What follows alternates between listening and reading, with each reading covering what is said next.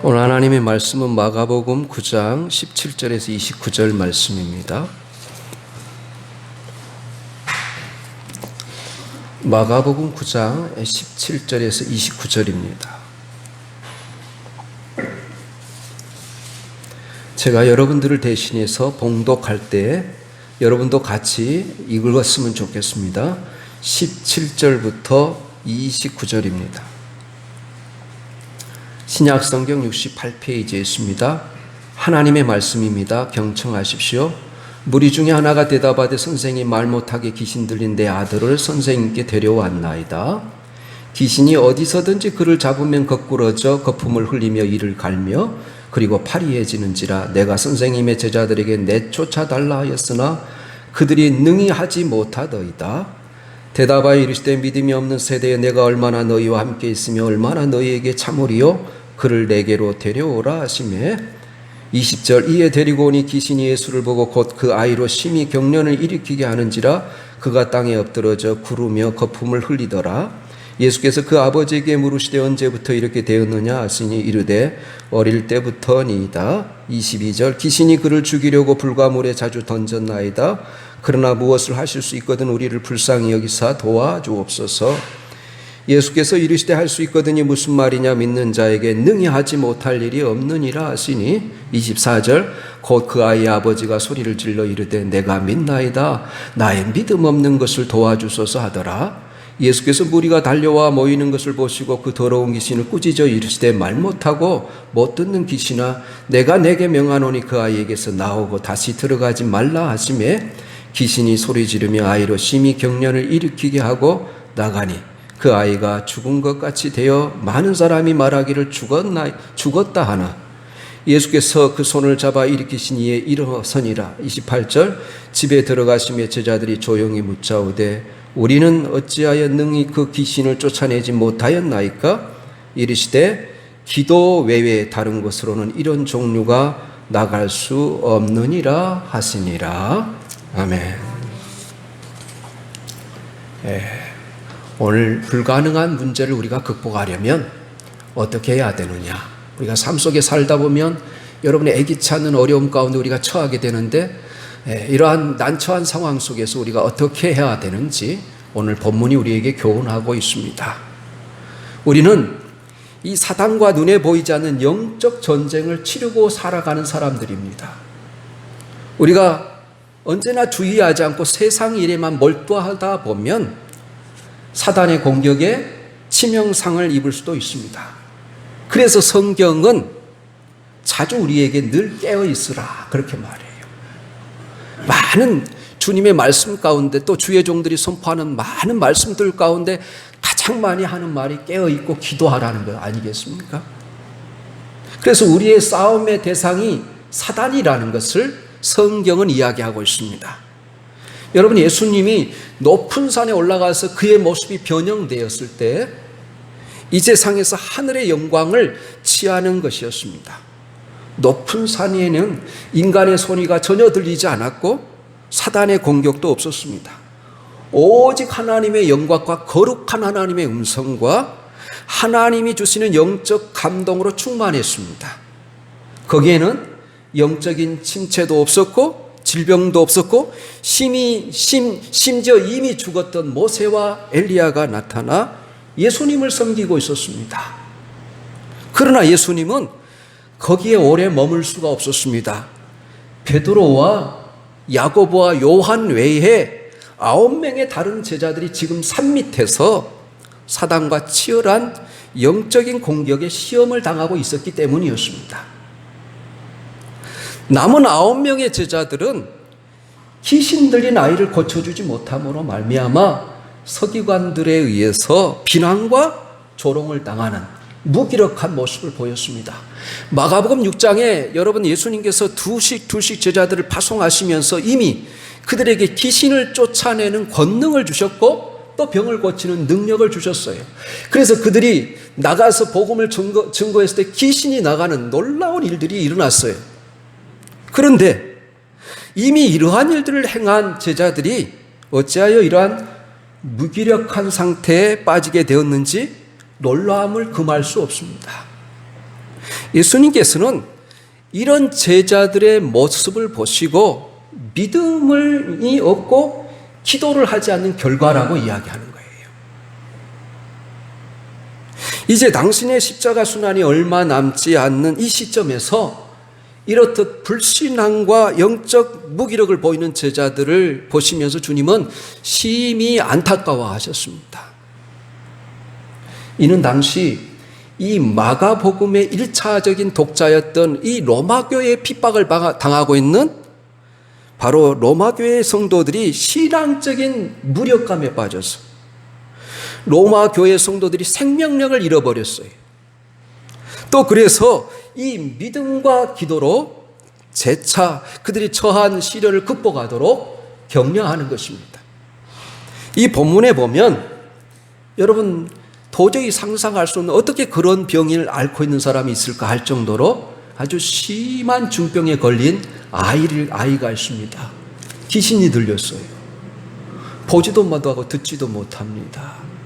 또 하나는 간질병에 걸렸어요. 마태복음은 이 아이의 그 병을 진단하기를 간질병이라고 이야기해요.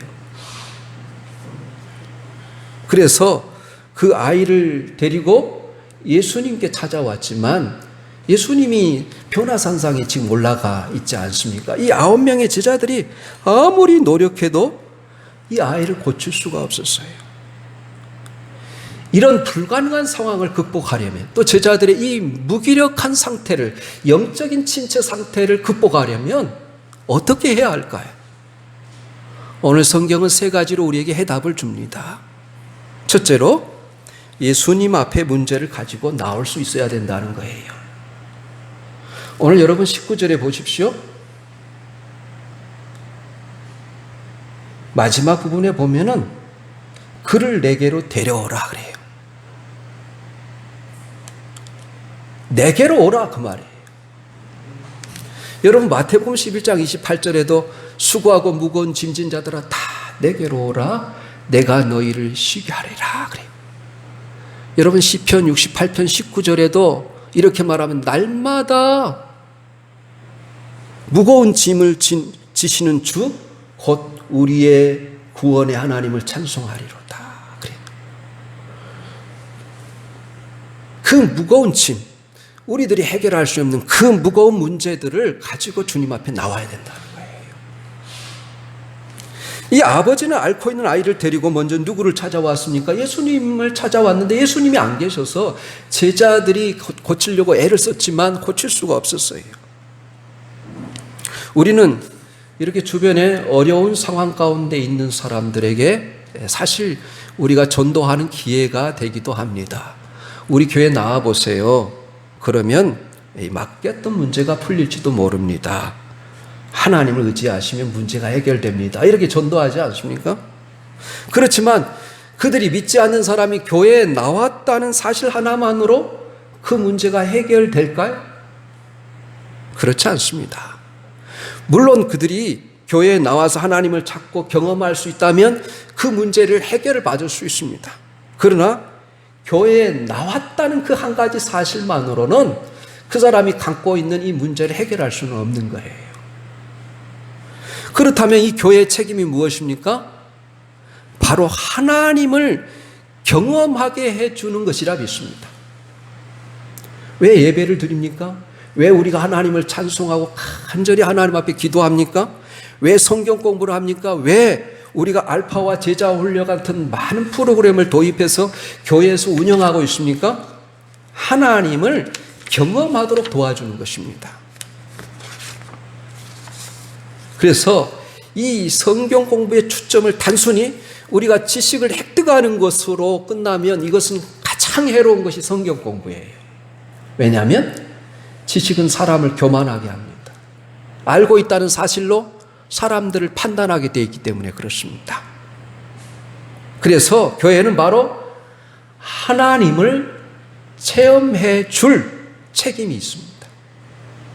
그래서 교회에 인도했다고 해서 끝이 아닙니다. 그 사람이 반드시 와서 신앙생활을 하면서 하나님을 체험해야지만이 그 사람이 교회에 정착하고 신앙의 방황이 끝나는 것입니다. 사람들이 이 문제 해결을 위해서 기도할 때 흔히 갖고 있는 기대는 영적 지도자들에 대한 기대입니다. 그것은 당연하다고 생각합니다. 저도 기도 제목을 가지고 주 앞에 나온 사람들에게 기도 부탁을 받으면 아침마다 새벽마다 기도합니다. 또 필요하다면 친히 손을 얹어서 안수하기도 합니다. 하나님은 사람을 통해서 역사하기 때문이죠. 그런데 목회자가 여러분 할 수 있는 것이 무엇입니까? 단지 믿음으로 안수하고 기도할 뿐이에요. 이 궁극적으로 치료하시는 분은 하나님이세요. 내가 누구를 치료했다, 내가 누구를 고쳤다 이렇게 말하는 것은 여러분 이단들이 하는 것입니다. 이것은 도를 벗어난 거예요. 그러면 목회자의 책임은 뭐냐? 진정한 목자 되신 주님에게 달려가도록 격려하고 주님을 바라보고 의지하도록 말씀으로 기도로 안내하고 지도하는 것이죠. 하나님을 바라보십시오. 그 아들 예수님을 바라보십시오. 그분이 길이요 생명이십니다. 바로 그분만이 선한 목자이십니다. 문제를 가지고 주님 앞에 나아오십시오. 그리하여 이 임마누엘 하나님을 경험할 수 있기를 예수님의 이름으로 권면합니다. 그래서 문제를 가지고 주님 앞에 나와야 된다는 거예요. 둘째로 예수님을 신뢰해야 됩니다. 문제를 가지고 예수님 앞에 나왔을 때는 예수님을 믿으셔야 돼요. 예수님이 고칠 수 있음을 믿어야 돼요. 내가 이 해결할 수 없는 나의 그 난제들을 하나님 앞에 기도함으로 말미암아 하나님께서 내게 지혜와 능력을 주실 것을 믿고 예수님을 신뢰하며 나가는 거예요. 그래서 예수님은 귀신을 쫓아내는 능력을 그리고 병을 고치는 그 능력을 주었지만 바로 실패한 후에 제자들이 와서 예수님께 질문하지 않습니까? 우리는 어찌하여 귀신을 쫓아내지 못했습니까? 어찌하여 실패했습니까? 그때 예수님이 원인을 무엇이라고 말합니까? 두 가지를 이야기해요. 19절입니다. 19절 한번 보세요. 대답하여 이르시되 믿음이 없는 세대여 내가 얼마나 너희와 함께 있으며 얼마나 너희에게 참으리요 그를 내게로 데려오라 그래요. 믿음이 없다는 거예요. 하나님에 대한 신뢰가 없다는 거예요. 이 똑같은 사건을 마태복음 17장 17절부터 20절까지는 이 무리들을 향해서 믿음이 없는 패역한 세대요 그렇게 이야기해요. 그리고 제자들은 너희들이 믿음이 적은 까닭이니라 이렇게 이야기해요. 여러분 보세요. 예수님의 이 말씀은 뭐냐면 내가 수없이 귀한 생명의 말씀을 너희에게 전하고 수많은 기적을 너희들에게 보여주었음에도 불구하고 너희들은 너무나 나를 믿지 않고 불신앙한다는 거예요. 예수님이 가장 가슴 아파하시는 것이 뭐냐? 예수님이 이 세상에 거하시면서 도저히 힘들 정도로 예수님을 가장 힘들게 했던 것이 뭐냐? 사람들이 예수님 믿지 않은 거예요. 이것이 가장 힘들었어요. 참을 수 없었던 것이었어요. 그들은 심지어 믿지 않았을 뿐만 아니라 패역하단 말은 예수님을 대적했다는 거예요.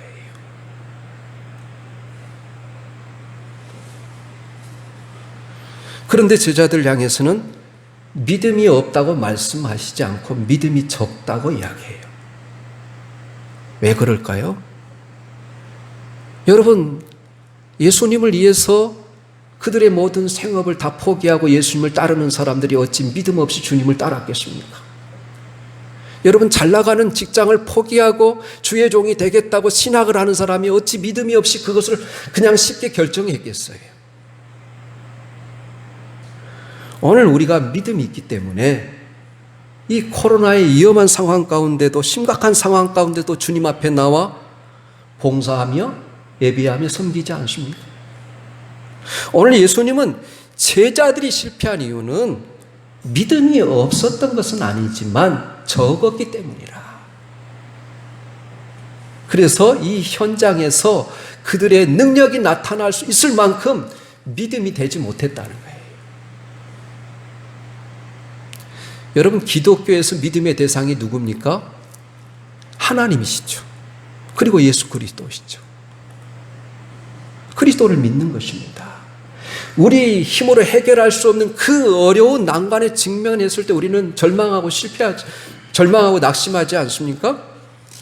바로 그때 우리는 바로 주님을 나의 주님으로 믿고 나의 구원자로 믿고 그분께 철저히 의지해야 되는 거예요. 이것이 우리의 힘으로 스스로의 노력으로 해결하여 나가겠다는 인본주의와 하나님을 의지하고 해결하겠다는 이 신본주의의 차이점입니다. 그래서 주님이 뭐라고 그래요? 요한복음 14장 1절에 너희는 마음에 근심하지 말라. 하나님을 믿으니 또 나를 믿어라 그래요. 오늘 귀신 들린 아들의 문제를 가지고 나온 아버지의 모습과 주님과의 대화의 모습 속에서 이 아버지의 믿음이 전혀 믿음이 없었던 이 아버지의 믿음이 자라는 것을 보게 됩니다. 우리가 어떻게 믿음이 성장하는지를 이 아버지와 이 주님과의 대화를 통해서 우리가 확인해 볼 필요가 있습니다.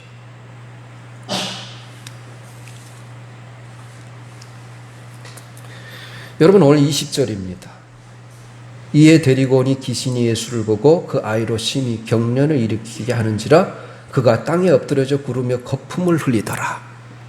여러분, 이 심각한 상황인데 주님이 그 아이를 안고 즉시 안수하지 않습니다.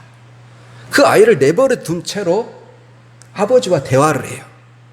21절에 예수께서 그 아버지에게 물으시되 언제부터 이렇게 되었느냐 하시니 이르되 어릴 때부터니이다.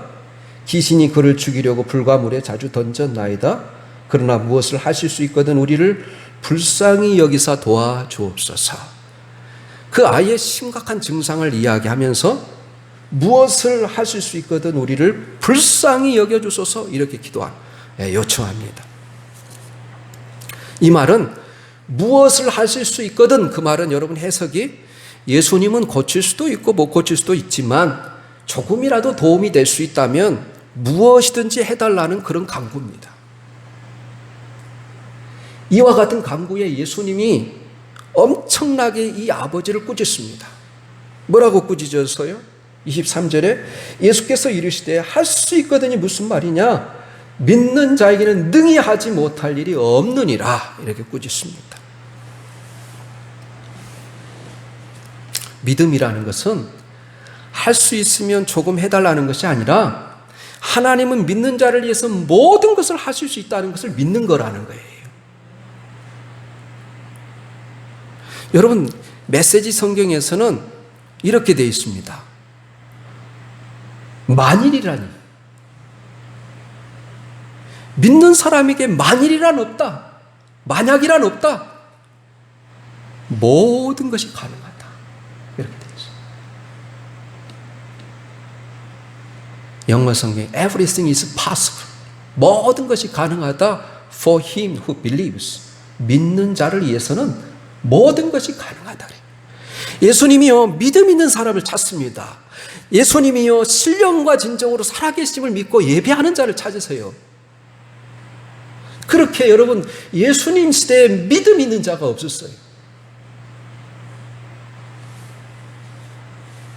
그래서 여러분, 주님과 약속하는 그 약속의 진리에는 만약이라는 그 가정의 개념이 없다는 거예요. 우리가 주님의 말씀을 그렇게 믿는다면 주님을 불신하고 있다는 증거입니다.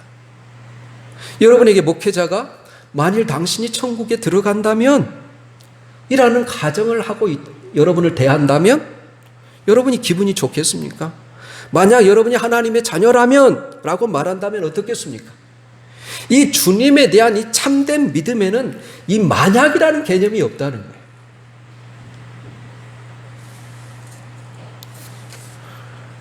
그래서 여러분 히브리서 11장 1절에 뭐라고 그래요? 믿음은 바라는 것들의 실상이라. 근데 사실 이 바라는 것들이 실제적으로 이루어지는 것이다. 그런 뜻인데 그 영어 성경 그대로 해석하면 faith, 믿음은 is being sure of, 확신하는 것이다. 뭐에 대해서? 바로 we hope for, 우리가 바라는 것에 대해서 확신하는 것이다. 이렇게 돼 있어요. 확신이에요, 믿음은. 그러니까 믿음은 뭐예요? 확신이에요, 확신. 하나님이 하실 수 있다는 확신. 이 확신을 가져야 돼요. 왜 여러분 아브라함이 믿음의 조상이 됐으면 확신이 있었어요. 확신. 여러분 로마서 우리 4장 17절부터 22절까지 길게 한번 띄워주시면 있겠습니다.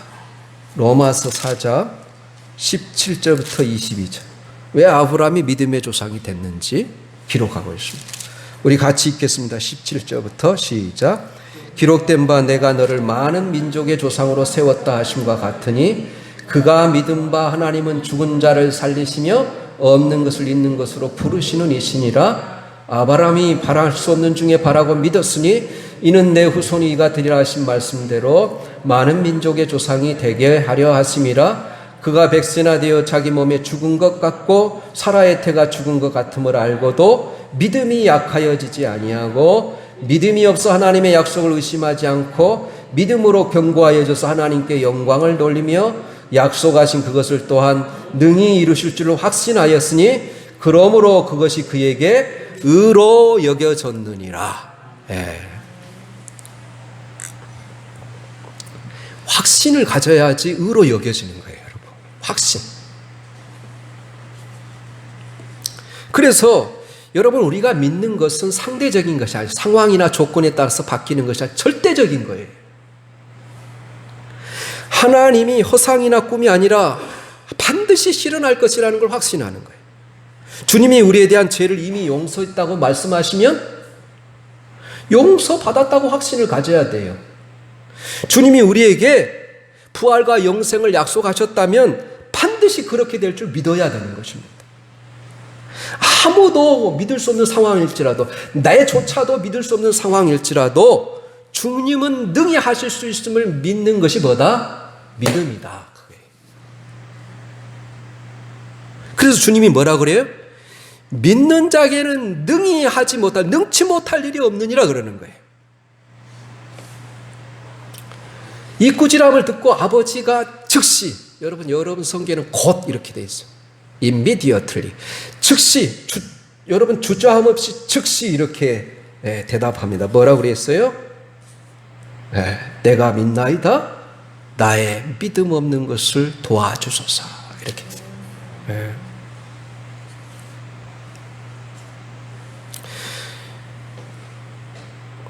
우리가 기도할 때 가장 하고 싶은 말이 이것입니다. 나의 믿음 없는 것을 도와주소서. 우리가 기도하지만 여러분 흔들리지 않는 확신을 가지고 기도하는 사람이 그렇게 많지는 않습니다. 그래서 나의 믿음 없는 것을 도와달라고 이렇게 기도해야 돼요.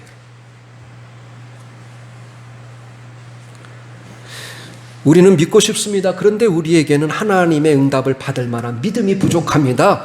그래서 우리도 이렇게 솔직하게 고백하고 주님이 부족한 부분을 채워달라고 부탁하는 거예요. 여러분 천주교는 왜 성인들에게 기도한지 아세요? 내 믿음이 부족하니까 많은 죽은 성자들을 의지하는 겁니다. 그 사람들의 공덕에 의해서 나를 불쌍히 여겨달라는 거예요. 우리 기독교인들은 오직 예수 그리스도를 통해서만 우리의 믿음이 보충받을 수 있다는 걸 믿는 거예요. 오직 예수, 오직 믿음. 그러잖아요. 사랑하는 여러분, 우리가 가진 믿음이 우리에게 나오는 것인 줄 알지만 우리의 믿음은 뭐라고 그래요? 성경에서 하나님의 선물이에요. 하나님의 선물. 여러분이 이 땅에 있는 것들도 잘 알지 못하고 여러분 믿지 않은데 어떻게 하늘의 일을 믿을 수 있겠습니까? 눈에 보이는 것들도 다 믿지 못하는데 어찌 보이지 않는 주님을 믿을 수 있겠습니까? 그러므로 주님을 믿는 이 믿음도 우리의 노력으로 되는 것이 아니라 하나님께서 그때그때마다 주어지는 선물이에요. 우리가 매일 믿음이라는 것이 옛날에 가지고 있는 믿음이 딱 있는 것이 아니라 이것이 식어져 버리고 여러분 시들어 가기 때문에 매일매일 믿음을 구해야 돼요. 여러분.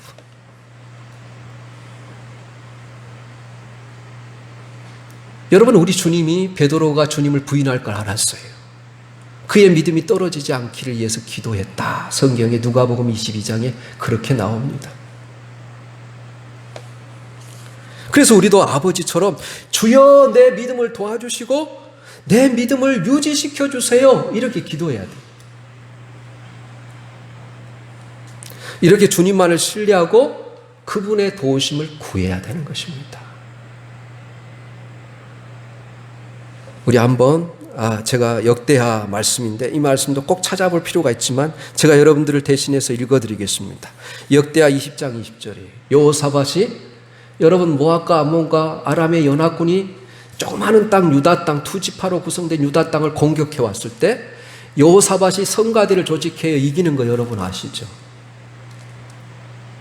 그때 여호사밧 왕이 모든 유대와 바로 그 싸움에 나가는 이 병사들 앞에서 뭐라고 외치냐면 여호사밧이 서서 이르되 우리 유대와 예루살렘 주민들아 내 말을 들을지어다. 너희는 너희 하나님 여호와를 신뢰하라. 그리하면 경고히 서리라. 그의 선지자를 신뢰하라. 그리하면 형통하리라. 그래. 역대하 20장 20절이에요. 신뢰해야 돼요. 우리가 문제를 가지고 주님 앞에 나와야 되지만 이 주님이 그 문제를 해결할 수 있다는 것을 믿고 그분을 신뢰해야 돼요. 그 다음에 이제 여러분 25절에서 27절까지 보면 이 고백을 듣고 예수님이 고쳐주지 않습니까? 근데 여러분 여기서 뭐라고 꾸짖으면 귀신을 고치냐면 말 못하고 못 듣는 귀신아 이렇게 말해요. 말 못하고 못 듣는 귀신아 내가 내게 명하노니 그 아이에게서 나오고 다시 들어가지 말라 그래요. 어떤 종류의 귀신이냐면 오늘날 우리를 상징하는 것입니다. 진리에 대해서 말 못하게 하고 진리를 못 듣게 하는 귀신이에요. 하나님의 참된 진리를 멀어지게 하는 것, 그것이 사단이 궁극적으로 노리는 계략입니다. 그래서 예수님께서 그렇게 꾸짖는 거예요. 여러분 에덴 동산에서 아담과 하와가 실패한 이유도 진리를 왜곡하는 것에서부터 시작됩니다. 여러분 마지막 시대의 영적 전쟁은 어디에 있느냐? 진리와의 전쟁이에요. 이 시대야말로 로마 교회처럼 오늘 이 마가복음을 통해서 우리가 복음을 다시 들어야 하는 것입니다. 예수님의 이 명령에 아이를 사로잡고 있는 귀신은 떠나갔습니다. 27절에 보면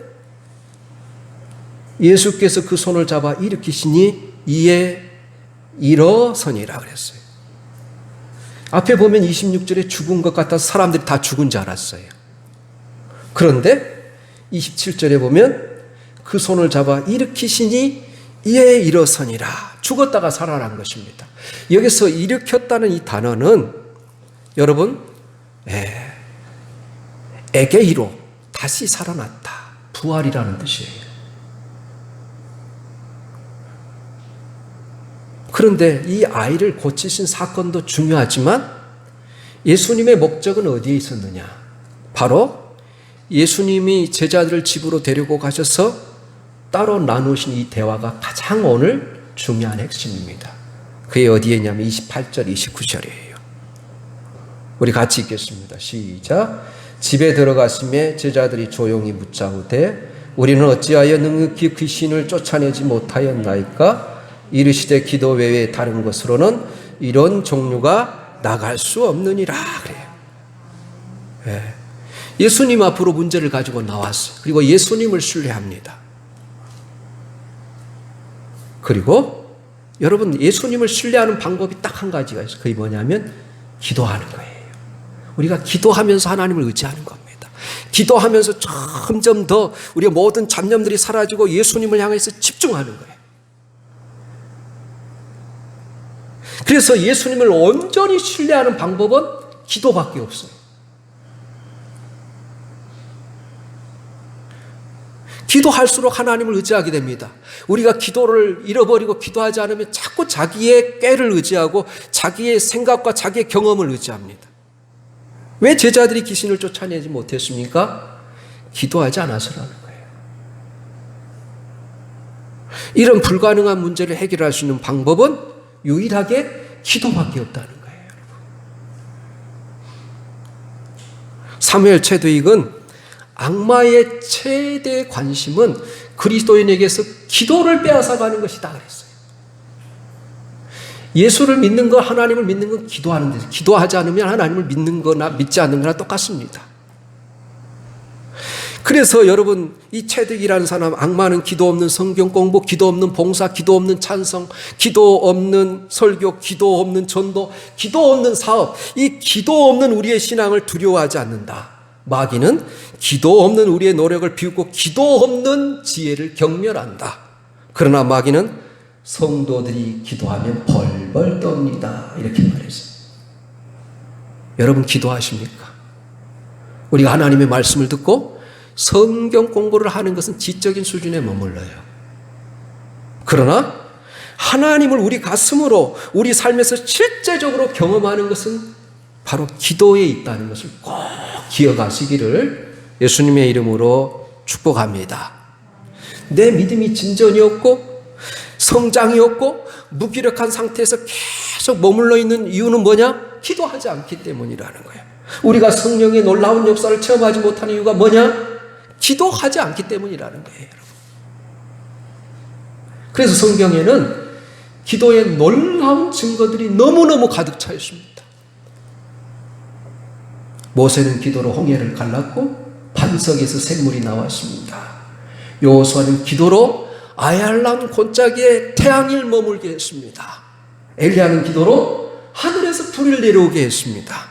히스기야는 기도로 그의 신하들과 간절히 기도했을 때 이제 유대 땅이 다 정복되고 예루살렘만 남았는데 아수르의 사네립의 군대가 하나님의 사자를 보내셔서 18만 5천 명을 한순간에 잃고 패주하게 만듭니다. 그래서 아수르라는 이 강대국이 멸망하게 되는 이유 중에 하나예요. 기도로 병든 자가 낫습니다. 기도로 죽은 나사로가 살아났습니다. 암브로시우스라는 감독이 어거스틴 어머니에게 기도하는 어머니의 자식은 결코 망하는 법이 없습니다. 그랬어요. 사랑하는 성도 여러분, 우리가 삶에 부딪히는 우리 힘으로 해결할 수 없는 이 난제들을 불가능한 우리의 힘으로 우리의 지혜로 불가능한 이 문제들을 우리가 하나님 앞에 나와 가지고 하늘의 문이 열릴 것입니다. 위대한 역사가 일어날 것입니다. 개인과 가정의 문제가 해결될 것입니다.